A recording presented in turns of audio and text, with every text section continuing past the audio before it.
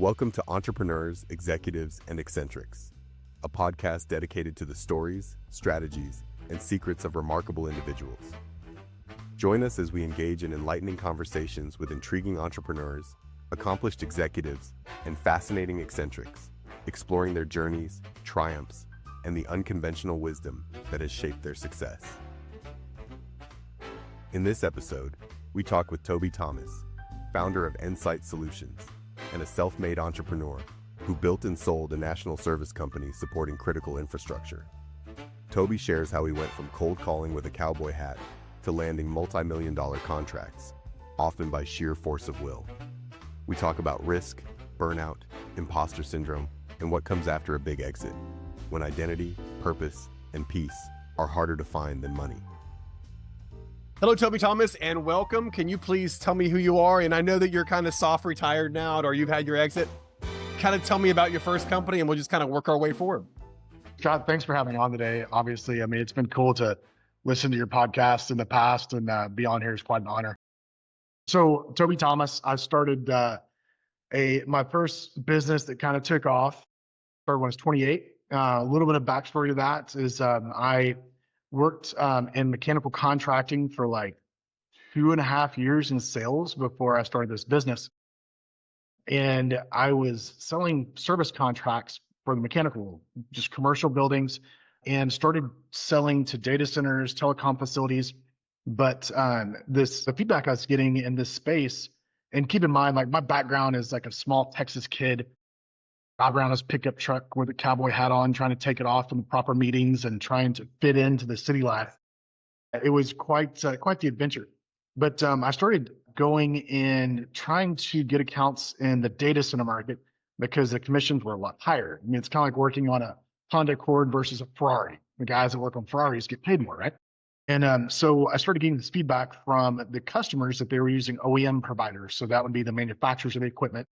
And I'd ask them, like, what do you like about this service? Do you like it? And it's not really. We're a member. It takes too long to get service. We just don't have that customer experience. And so I said, what if I created a national network of contractors that were specialized in your space that you could use? It'd be national then, because their office had required them to, because their footprint, to have one throat to choke. And a couple of customers said, let's try it. And so I quit my 6-figure job selling air conditioning contracts with a 6-month-old with $30,000 in my savings and probably a net worth of negative 300 with student loans, so 28, and started a company called Insight Solutions. And this company was a national mission critical service company for the data center and healthcare space, which I didn't even know what that really meant, to be honest with you.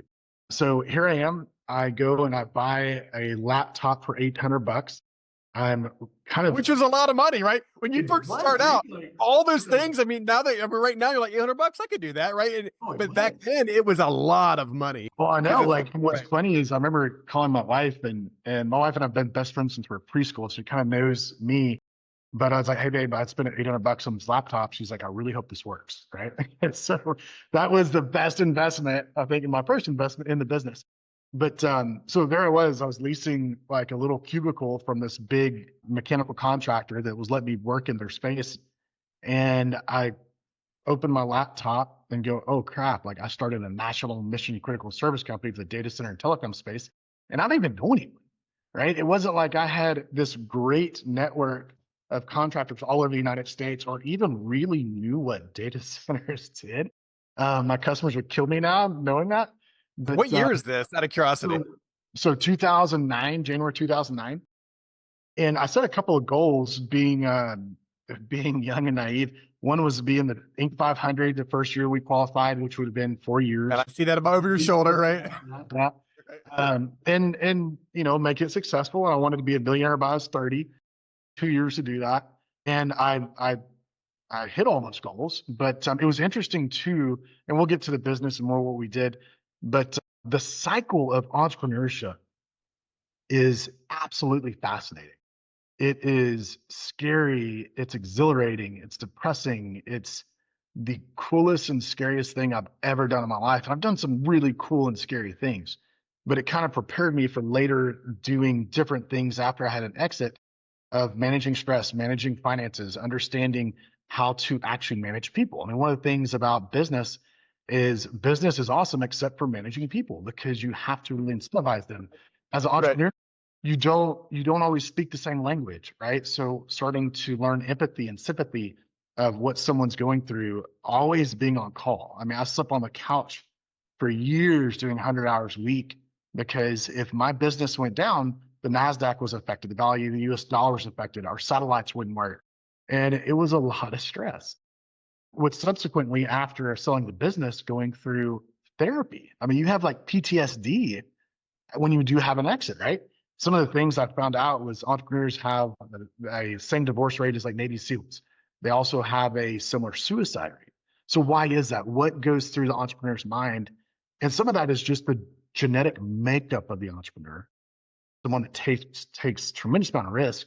And pre-interview, you talked about your third hit was your home run when you started a business, and that's pretty true. I mean, that stands to be pretty factual statement when you run the numbers. I happened to hit my home run kind of on the first one. I mean, I had a little cleaning company, but But you also did it in your 20s, right? There's always these stories on like the Inc. 500 of our 30 to 30, right? It's always, oh, this genius 20-something-year-old did this thing, but the numbers are something like 50. They're typically 50 when they hit it, right? absolutely. You're actually a rarity to doing it in your 20s. Yeah, that's true. And what's so interesting about that period of time, at least for me, is I did not want anyone to know that I was the CEO. So even on my business card, it said national account manager. I'd be meeting with clients and they would be negotiating with me, and the guys are going to talk to my boss. I would step out, and act like I'm talking on the phone, right? And I'd come back in and be like, okay, look, we can do 3%, but that's a Oh fun. my. Oh. And I'll tell you a really funny story about kind of But being. you know what? It gives you a straw man, though. It gives you it gives you the ability to negotiate, even though you're the final word. That's Oh, actually kind dude, of like, and when we yeah. first started, we didn't have really any capital. So even a website. I remember going into the largest data center group in the world and pitching them on this service that they wanted. And one of the regional VPs said, well, where's your website? Right. Well, on the fly, I'm like, well, we had to take down our website. We're redoing it because we specify in the mission critical world and we're having too many inbounds from retail and light commercial.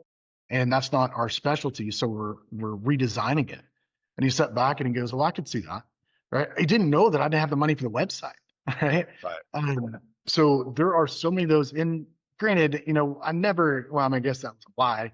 But it's interesting the things you do out of sheer hustle to get you to that next point. I remember I was talking to my wife the other day about whenever my goal was just to do 60,000 a month in revenue, right?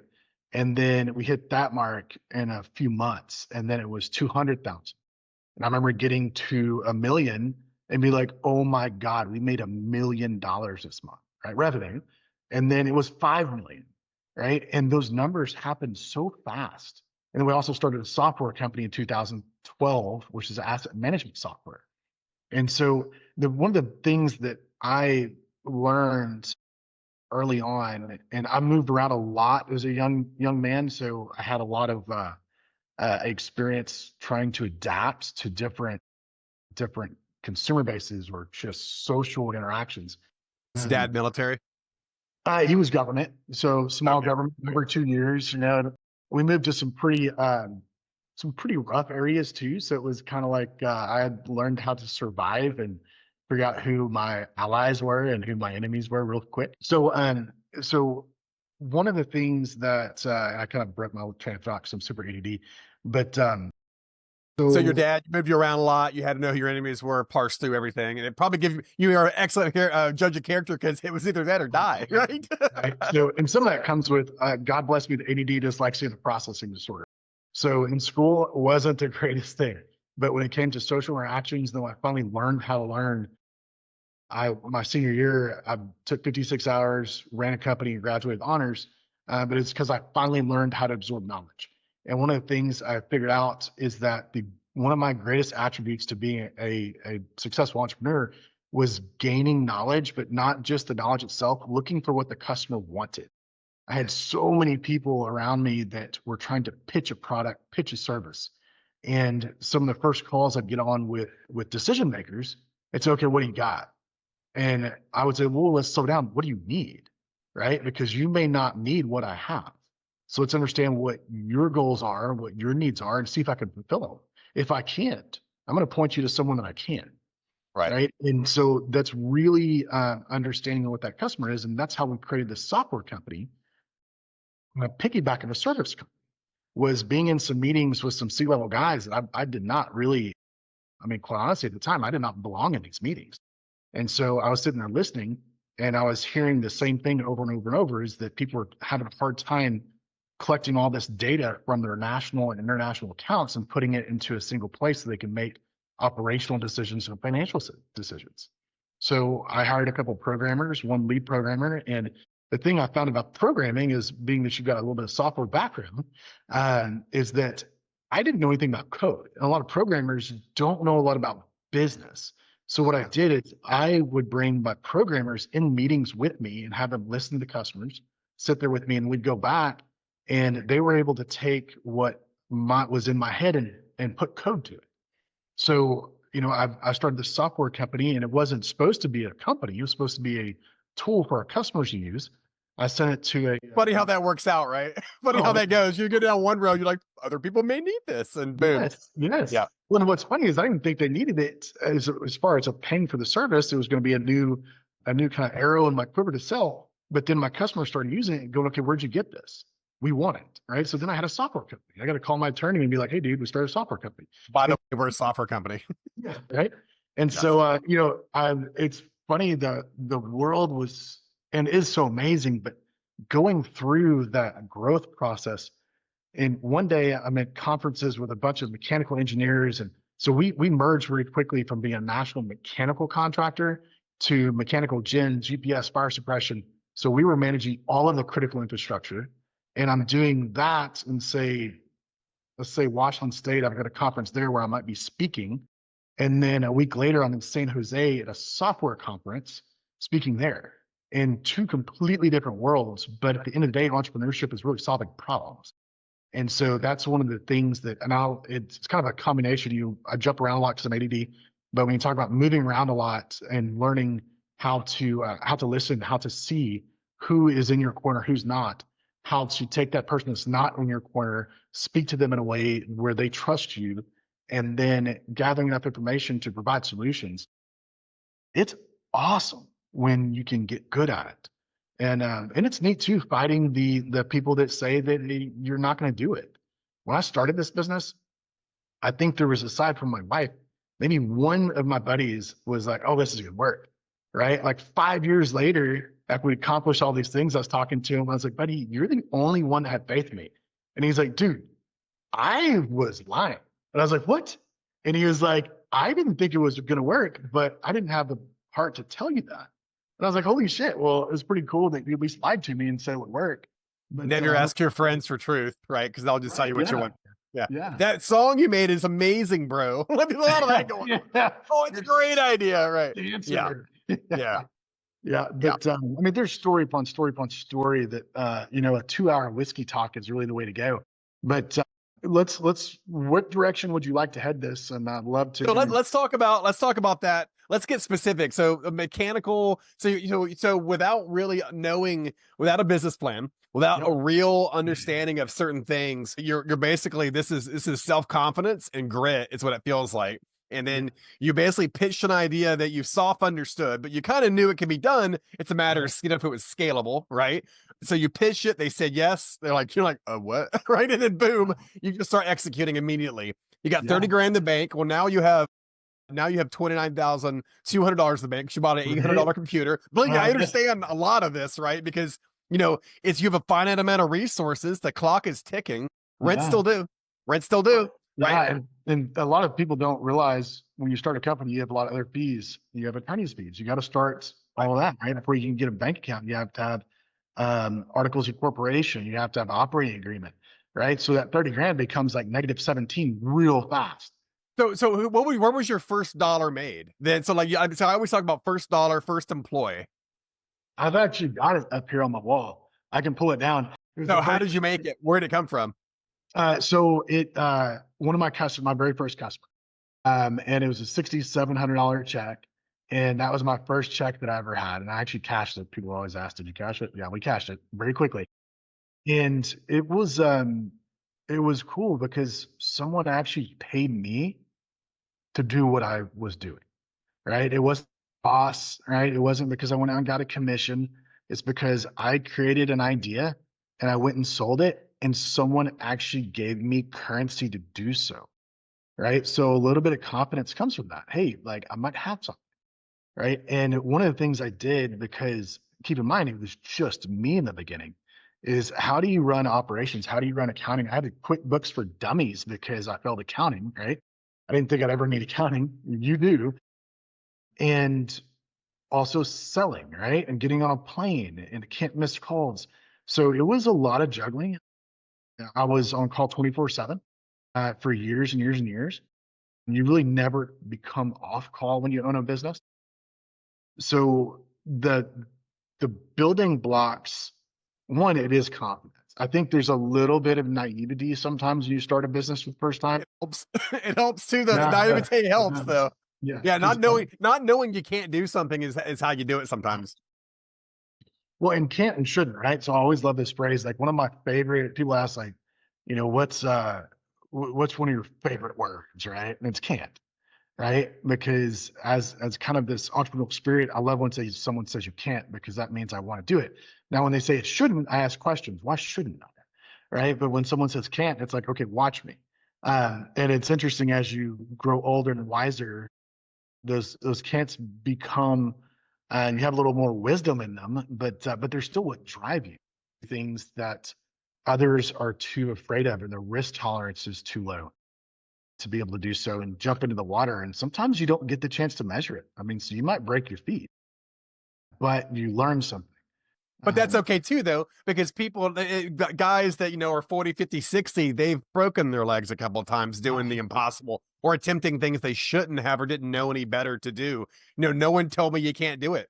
Or or better yet, they said, well, you can't do that, but I didn't know any better, so I did it. Absolutely. Right. No one else told them they can't do it, right? And it's like the Right. little trick with the monkeys. It's that also need to be shocked. You ever heard that the phrase in Louisiana? I think it's called the bucket of crabs. Like they're just trying to pull each other down. At the moment a crab almost gets there, they literally get grabbed, they get pulled back into it. And I mean, and people may not be doing that on purpose. That's just how they are. That's just who they are. And you know what's so cool about that analogy too is, and one of the things I want to talk about in entrepreneurship that's so important is surrounding yourself with people that actually believe in you, right? Surrounding yourself with other entrepreneurs that are going through the same thing. I talk a lot about, I've spoken at colleges, I've spoken in different areas, but listening to advice, where to actually get that advice. Because if someone has not been through this battle, you really can't take advice from them, right? I know it sounds a little bit crazy. Now, obviously, you want to take advice from your attorneys, your CPAs, things like that, but that's legal advice. That's financial advice. Entrepreneurial advice really just comes from other entrepreneurs. I have a lot of buddies in the military, and I've never been shot at. I've been in a few missile attacks, which is kind of interesting, but I've never been shot at, right? So I can't sit there and talk about what it's like to be shot at. But I put two of those guys together, and there's immediate bond because they understand what those trials and tribulations and feelings are. And I find that my biggest network of supporters and really counselors are other entrepreneurs. I mean, the things that we go through on a day-to-day basis from the mental aspect, it's insane. I mean, it's close to insane because the paradigm shift that can happen in 5 minutes every single day from failure to success. And it happens over and over and over. I mean, surrounding yourself with people that have been through that, and sometimes you can cry on their shoulder because you can't cry in front of other people, is super important. Yeah, and that's the thing, is sometimes it's also a little bit of faith too, right? You've kind of proven your business thesis a little bit at this point, right? You've got your first $6,400 check or whatever that check was for. Yep. You've now officially proven that your thesis has got a little bit of legs, and now it's a matter of doing it again and again, and then the thesis becomes stronger and stronger, and the blood scent gets thicker and thicker and thicker, and then it's just $1 million, $5 million, $10 million. So let's rush to the end. I know. Well, I want to talk about that missile attack at some point, but let's just move. So now how many years from beginning to exit on this particular business? This was crazy, 7, right? So it's, I know that's insane. So a few of the goals. So when I started the business, I want to be 500, right? So in 2014, which was the first year we qualified, because you have to have like 3 years of business or accounting over 400 grand. We were number 187. And so as a service company, that was insane. During that period of time, there's a lot of software companies. So we were 187, and there were so many pivotal points. Not only were we in the Inc. 500 that year, we had 3 articles written about us, and I was in the centerfold of this of their annual publication. And opening that up and seeing a article that I was interviewed for was absolutely shocking, because this small kid, as a small town kid, had actually done it, but he still felt like he was fake, right? So that fake it till you make it, that self-imposter syndrome is so prevalent, because all of a sudden, I mean, there were times where I was speaking, companies would have me come in and consult for them, multi-billion-dollar international companies. I was speaking at the sales forum when I was 31, and they had all the global sales leaders. I mean, these guys, I mean, they could run circles around me in my mind, right? And I remember going to the airport afterwards. I was on the phone with a buddy, and I was looking out the window, and I was going, I can't believe they really believe me. Like, they trust me.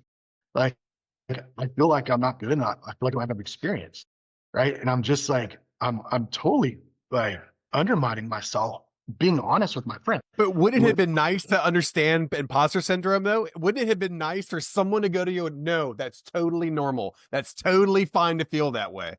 The thing that kept me driving is people that believed in me, and they were my customers, right? It was my customers that were cheering me on, and a few select family members and a few friends, but a lot of my friends didn't understand what we were doing. A lot of my family didn't understand what we were doing, right? I mean, who even understands what my business was? It's still very difficult to explain without doing a PowerPoint presentation. So during that, when I was at the airport, and I looked over as I'm talking to him, and sitting 2 seats away from me was one of the girls was on the front row, right? And she's just smiling from ear to ear. And I was like, hey, it's our secret. And she's like, yeah, your secret's safe with me. But it's interesting, and maybe not, maybe a lot of people are super confident. Obviously, I was confident because I was doing it. I knew that I could do it. But it took many, many years to actually feel special, if that makes sense. Huh. And I know the day that I felt that, I can talk about that later on. Yeah, it's funny. I never had that. My parents are my dad was a complete jackass, but my parents were very supportive, but my dad was a complete jackass. Sure. And I never had that feeling, right? I never had that feeling of inadequacy until I sat at a table of, like, actual rocket scientists at NASA, like 3, 4 PhDs. I'm like, okay, I don't belong here. I definitely don't belong here. I was talking with a guy that operates in that space recently, and he was very high up in a specific organization, but he has an entrepreneurial spirit, right? So the guys at PhD, when it's funny, as you get older, those guys are really smart, but they're data guys, right? So they can provide data and tell you why the solution will work. And it takes guys like us to take that data and actually go to them with it, right? So it's interesting, because we can't really survive very well without them, and they can't survive without us, because we do understand that risk. We can calculate those risks a lot quicker than other people. And so if you think about the failure rate of a business, right? And it gives me chills every time I talk about this. The first 5 years, the data is 95% of businesses fail.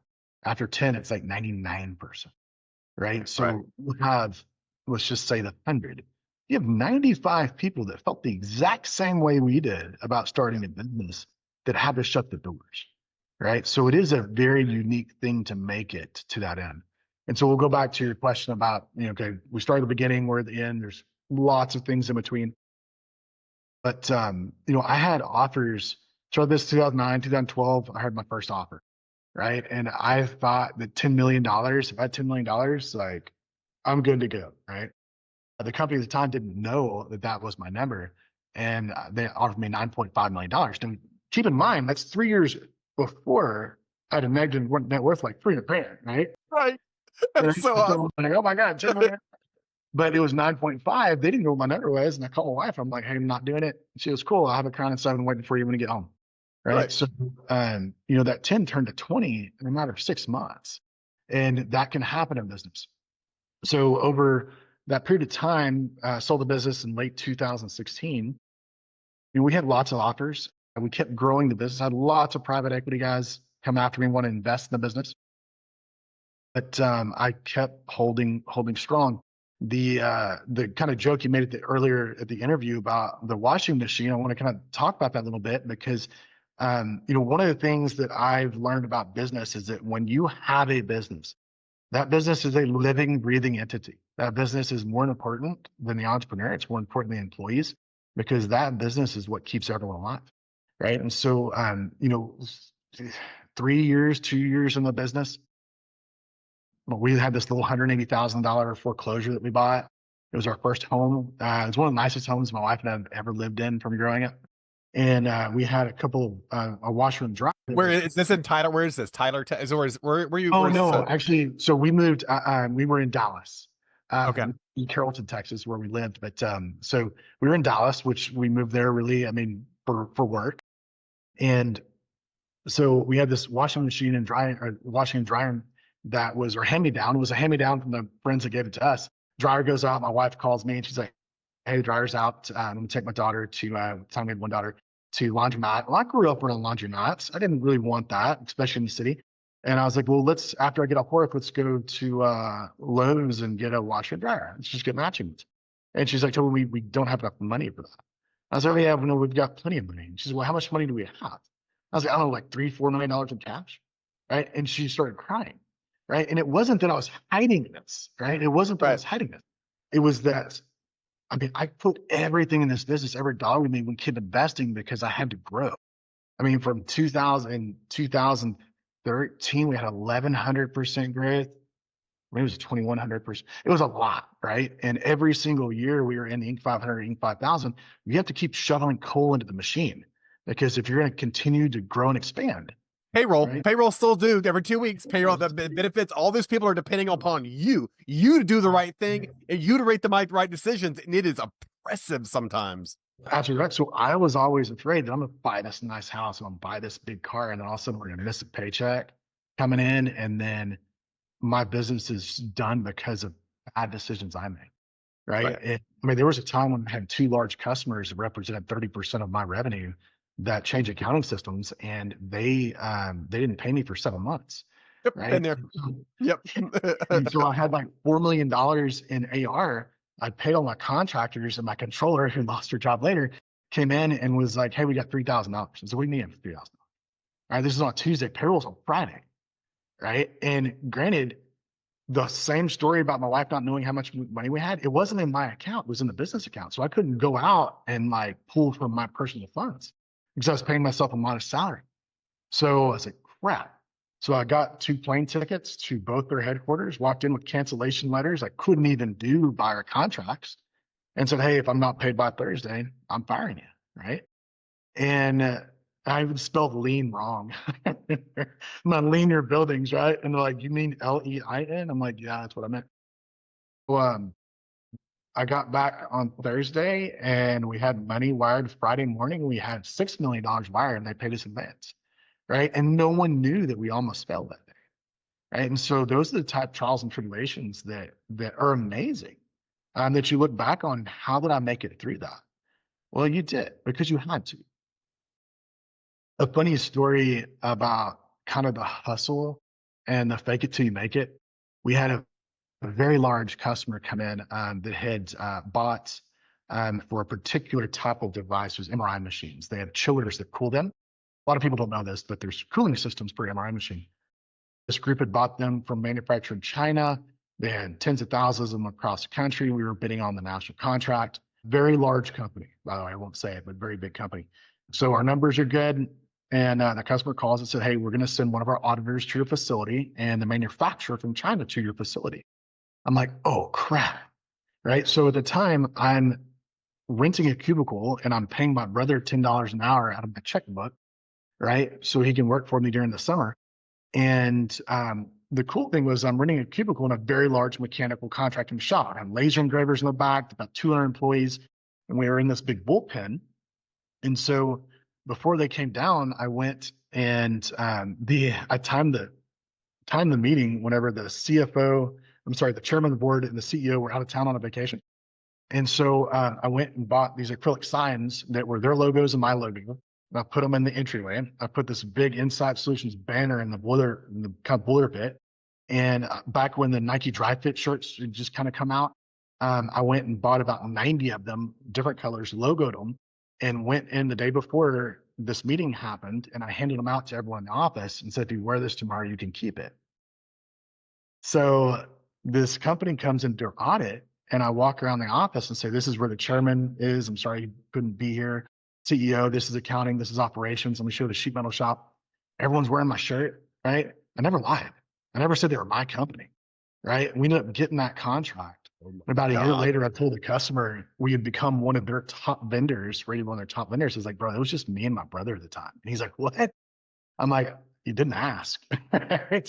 And so my the God. stories of just surviving. I'm gonna get panic attack just thinking about it. I'm just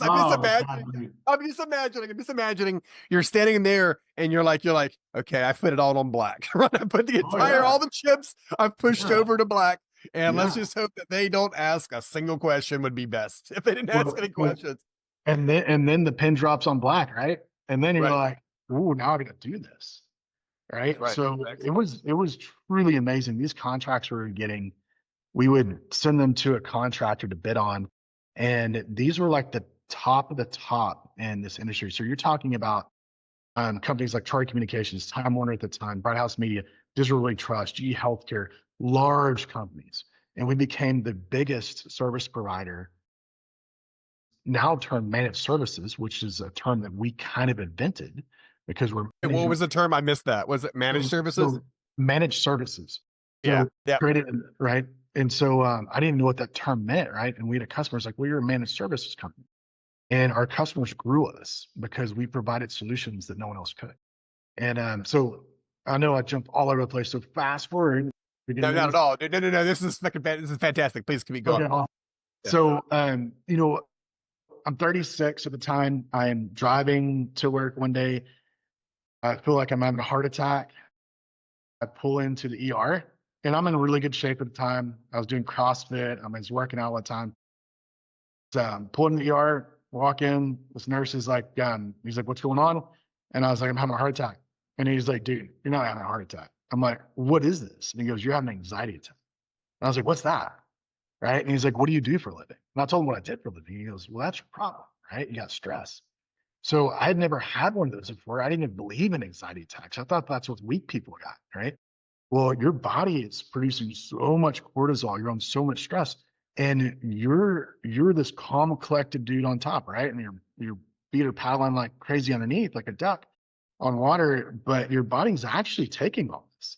And you don't have outlets, and all of a sudden you have an anxiety attack, right? I'm like, man, this is really bad, right? I think I'm like dying. So, you know, we had grown so much, we had all this exposure. And so I was like, you know what, we should take out the process, right? To sell the business. And I had 2 daughters at the time. I wanted to spend time with my family. You've probably experienced this, and a lot of entrepreneurs have. One of my daughters was 6 years old. We get on a plane again, right? And she's like, Daddy, sometimes it's hard for the kids when their daddies are always gone, right? I'm just like, oh my God, like crying on the way to the car and going to the airport. For like 3 years, I remember getting on the plane, and every single time I'd go to the restroom and get cleaned up. It's amazing how much those plane mirrors in the restroom expose of who you are. And you look at it right there, right close, and say, this is the last time I'm going to do this, right? And so I hired some bankers, went out to process. There had not been a business like ours out there before, so we didn't know what our comps were going to be. My wife and I talked about what we'd have to sell the business, and for it to make sense. And so we came up with this number, and I talked to my bankers, hey, this is our bottom line, right? And then I was talking to my wife and said, what's our home run number, right? Like, never have to work again, never have any problems again as it comes to financial freedom. We came up with this arbitrary home run number that was like, it was like aiming for the moon. And so a week before our process started, when we were going to get our LOIs when they were due, took some friends on vacation and just kind of get away because I knew that once that process started, like I'm going to be like underwater for 6 to 9 months.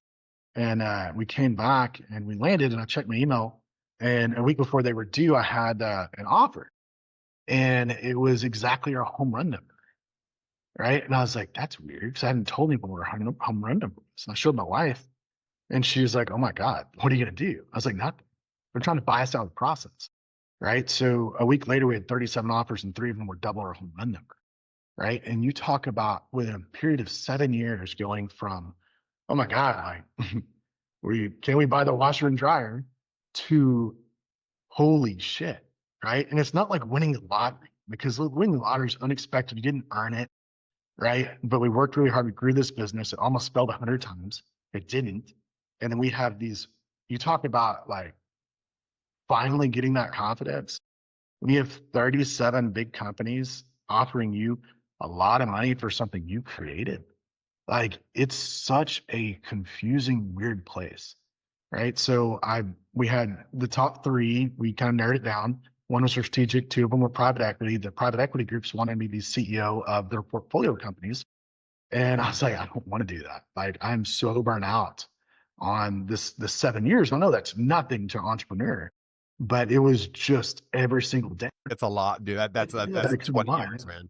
You're burning it all over the place. And so, we went to strategic and it was funny because this strategic was Crispin Wakefield, which is the 2nd largest real estate company in the world. And I remember the CEO is a really good friend of mine now. And after we sold the business, he pulled me aside and we were after lunch one day and we're during due diligence. And he said, I might be retiring 5 to 10 years. We'd like to put you through a program to potentially look at having you be a CEO of the company. Right. This is the 2nd largest real estate company in the world. Right. And I said, I said more politely, I said, hell no. I was about to say, there's no way after doing that kind of 100-hour a week, there's no bloody way. You're like, no. Thanks. Yeah. And so he started laughing. He's like, why? And I was like, bro, I've had that time. Like, that's a hard time. Everybody wants to be the CEO until you're, and it's tough work.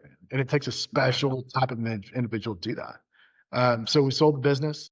I didn't look at my bank account for 9 months. I was really afraid of what the money might do to me for some reason. I was insecure that if I had a lot of wealth, that I'd go spend it on stupid stuff.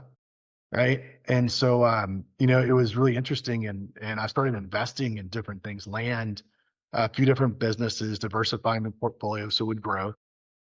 During that, I had a 2-year contract with them. I started getting mergers and acquisitions. I learned that I was pretty good at that too. So I did that for a couple of years and then it's kind of post and I was not a corporate guy, right? So like going from entrepreneur to a large corporate environment was actually pretty difficult for me. They had to put like a boss on top of me because I was a little bit of a cowboy. Handler. You need a handler. Yes. And it was really funny how they introduced him because they were talking about this amazing guy that was coming in to work with us. And so he came in the office, we met for like 3 hours and super great guy. And he was like, I'm kind of surprised you're handling this so well. And I was like, hey, what do you mean? Right? Me being your boss. And I was like, oh yeah, it's great. So I called like one of the executives, was like, I have a boss now. And they're like, no, you need one. I'm like, okay, fair point. Like I do need one because HR had my number like from day one. But so the corporate environment was pretty difficult for me, but it was still fun. I mean, it took a lot more time to make changes. You weren't near as effective as you could be because there's all this risk tolerance, right? Like risk tolerant. So did that for a couple of years, M&A, a lot of fun. That ADD, dyslexia, and processing disorder really comes into play as I started growing my career personally. So when I first started out, I thought after my contract, I thought immediately I need to start a business. This is who I am. This is what I've been known for. Not always the best thing to do. I started a couple, pulled out of them just because they weren't the right fits. And it's kind of what they call the boomerang effect because all of a sudden your identity becomes entrepreneur. Your identity becomes CEO, right? And then you get out of it and no one calls you, right? You're not getting the 3 o'clock calls. You're not having to be in board meetings. You're not having to be I'm real quiet. Right. And so then it's like, okay, who am I now? Right. Right. And that's when some of the crazy, weird depression hits. Hmm. Right. So then you start actually doing a little analysis on yourself of who am I? Right. And those are the fun parts to go through. They're terrible, but that's when I think you really start growing wiser as an entrepreneur, investor, executive, family man, friend, is once you got past all that and you've accomplished your goals. I mean, during this period of time, I broke world records. We had all of these, I mean, we were in articles, I was doing all those things I never in a million years thought I would be doing. Right. I was joking with a friend the other day about we were talking about fancy places, right? So we went to high school together, and I was like, bro, like we weren't taught which fork to use at a table, right? We were taught on manners. You get a lot of yes ma'am, no ma'am out of this, especially in the South, right? So you show up in these fancy places and you have to blend in. And I told him, I was like, buddy, I learned how to be fancy from watching movies, right? And watching the people around me. All of a sudden, I'm fitting in at all these country clubs that I don't belong at, right? And having these important meetings that where phones aren't allowed. I And think but was it your experience at those same country clubs that you met a bunch of people like you?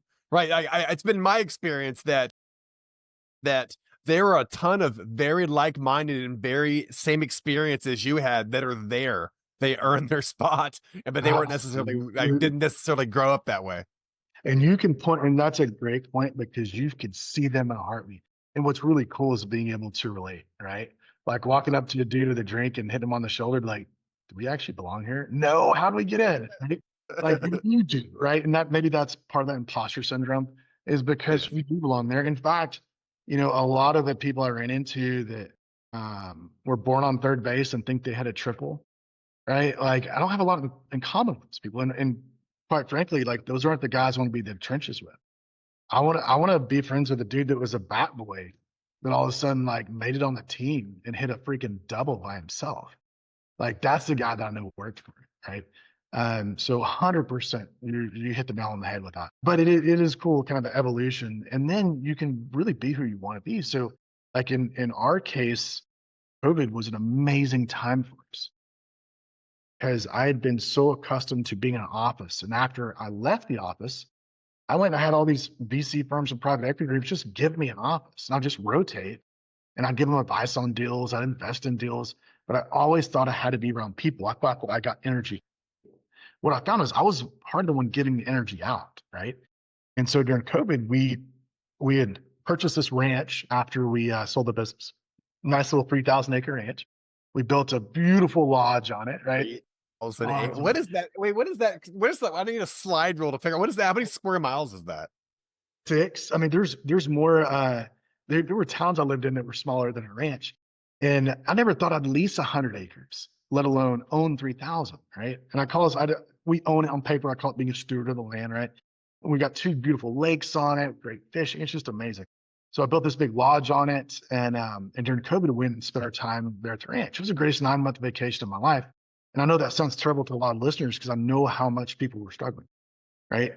But during that time, it opened up so many different opportunities too from investing. I invested in a power sports store that it just quadrupled in business in 3 years and continues to. And during that time, there's a lot of bankers and financial institutions, private equity groups, VCs trying to figure out where to put the money. Because if you remember, during March, April, May, all the deals were done, right? Everything was put on hold. All dried up. So I walk into our lodge and my daughters are both on Microsoft Teams doing computer work. My wife's on Zoom call, YouTube's playing on the TV. And I was like, holy shit. Right. So I walk outside and I used to just go on a 6-mile hike every day with a trucker headset, right? A gun in my boot. And that was my best living. Right. Well, you're in Oklahoma, right? I'm sorry? You're in Oklahoma? Yeah, sort of great. So great. So after we bought a ranch in Southern Oklahoma, we were living in Dallas at the time. And so we spent COVID in Southern Oklahoma.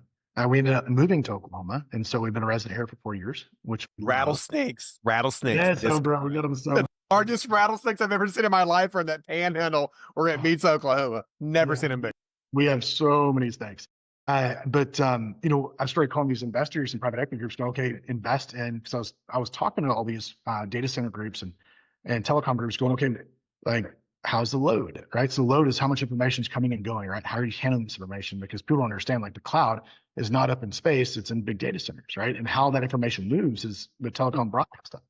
And everyone's like, we're maxed out. So COVID was a catalyst for people working from home, kids going to school, right? And so we started dumping money in data center infrastructure, telecommunications infrastructure, broadband infrastructure, and it really created this, it was a calcium for this new market. And we've seen that evolve from then to say AI to it just continues to grow. And it's been really neat to be a part of that and kind of being on some of that, I don't call it the cutting edge or leading edge, but being a part of that growth has been really exciting to see. But talk about two things. I want to talk about Ukraine, and I want to talk about your thoughts on AI. So we'll circle back to AI.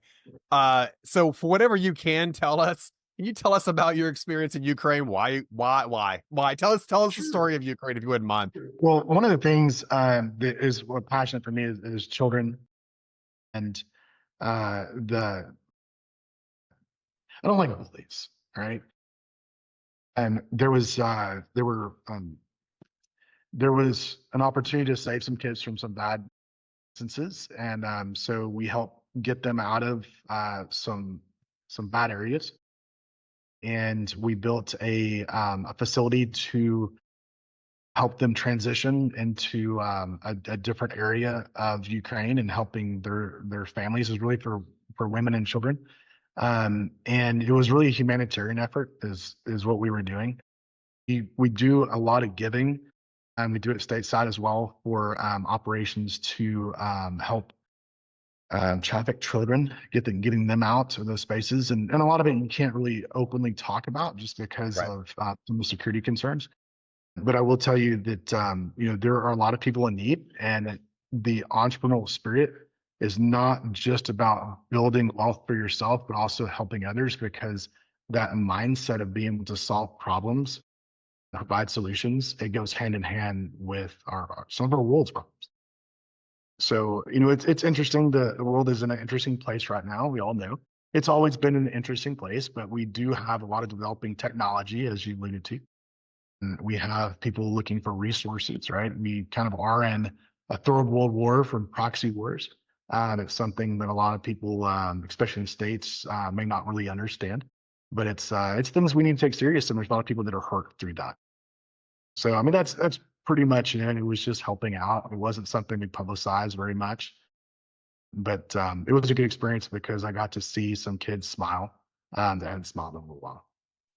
Yeah, that's it's an odd situation because they were pulling out, they're like, oh yeah, this is our 15-year-old extra equipment we're going to give over to Ukraine. And you're like, that's a Switchblade. No one's even heard of the Switchblade, which is this backpack drone system. And that's just what we saw. Like, who the hell knows what we've got here in the States? But yeah, we it was either that or free healthcare, right? So let's go with the best munitions in the world. So that's yeah. And politics aside, there's a lot of really, really good people in Ukraine. And I've been blessed to get to know some of them and understand as much as I can about what they're going through. And I hope someday. I mean, they're very Western oriented. There was a lot of corruption there. I mean, it was one of the most corrupt countries on earth. But there's been a lot of cleanup of that. And so it's one that it's a good country to invest in my personal opinion, from the people and the culture. But it's one that I hope some resolution soon. But I feel confident that I know, for history says, there's a guy named Peter Zeihan. Have you ever heard of him before? He's a geopolitical strategist for the CIA. And amongst other, Peter, if you're listening, you know what I mean? And he has always maintained that the Russians, there's the Caucasus, there's all these different places that they have got to have a lot of room in between them and Moscow, right? Because you can't get anywhere in Russia without a train. It's that far, it's that vast of a country. And they've burned through the vast majority of their 20-year-olds. Yeah, they didn't really have a lot of 20-year-olds to begin with, and then they've probably got killed another 500,000. I just don't know how they can maintain, but it's a horrible situation. And, I sincerely hope that we help the Ukrainians push them the hell out of their country. But, I watched the pilot episode of your show, and it was, My wife and I really, it's awesome. It was, I don't, did that get picked up? So that's a note. So to your listeners, we did.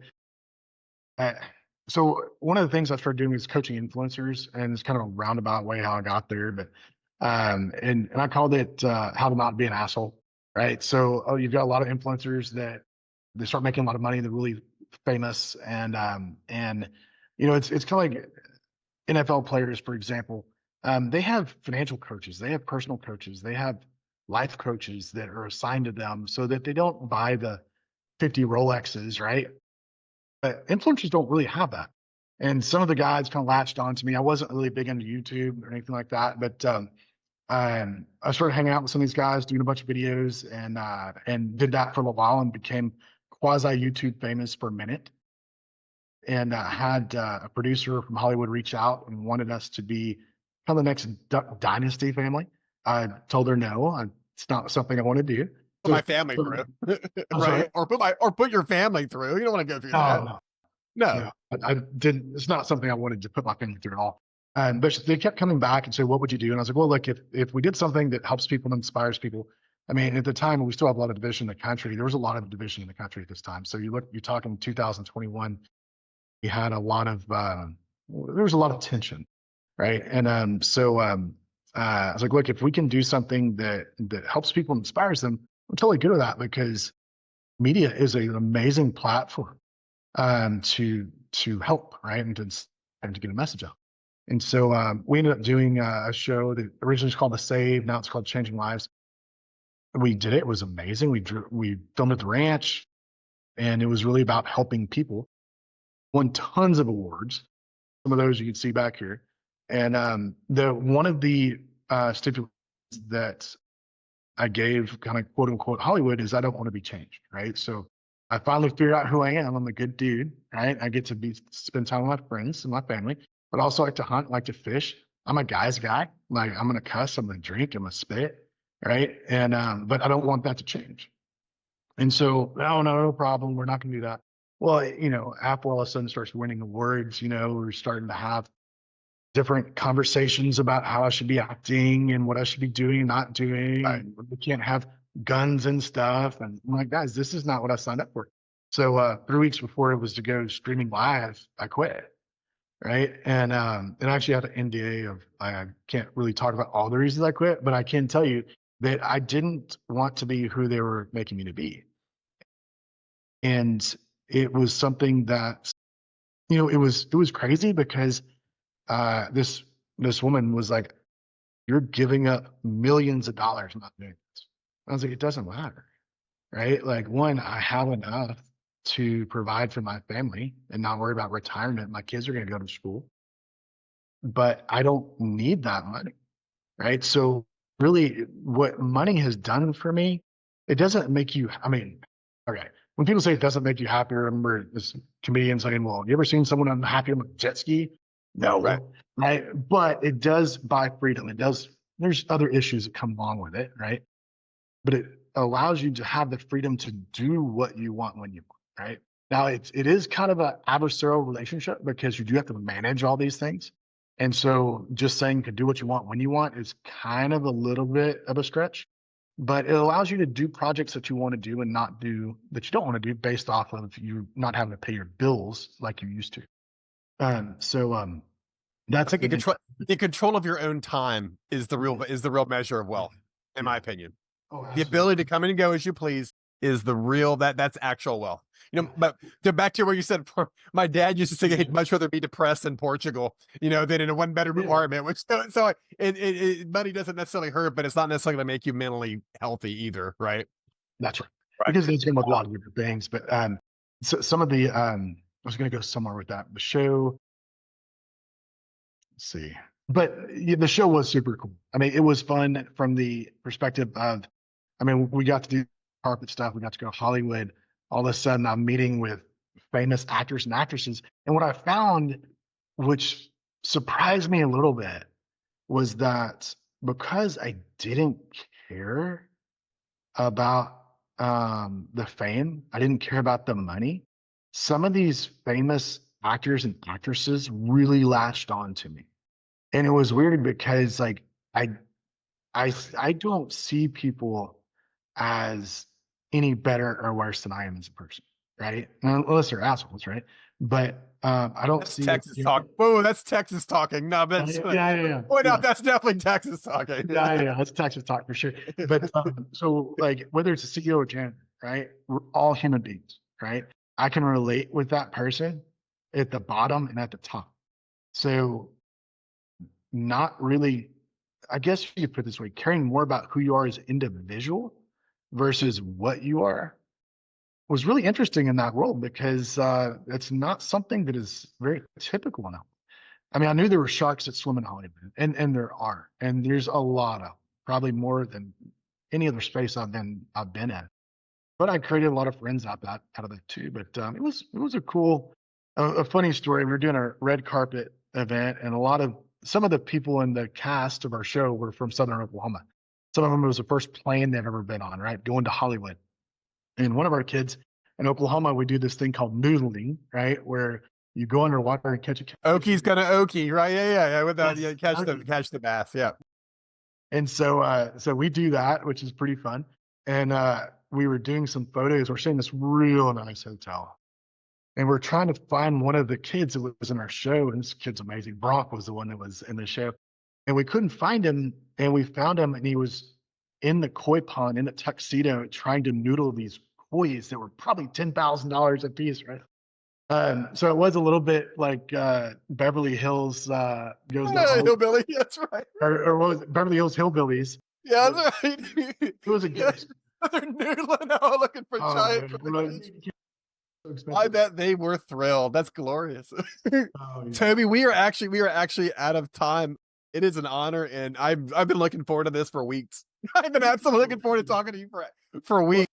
There's so much more to talk about. I know we just kind of verbally threw stuff out there, but I figure it's a little entertaining. We'll circle back around in a couple of months. Toby, thank you very much for coming on. Awesome. Thank you so much, Scott. Such a pleasure.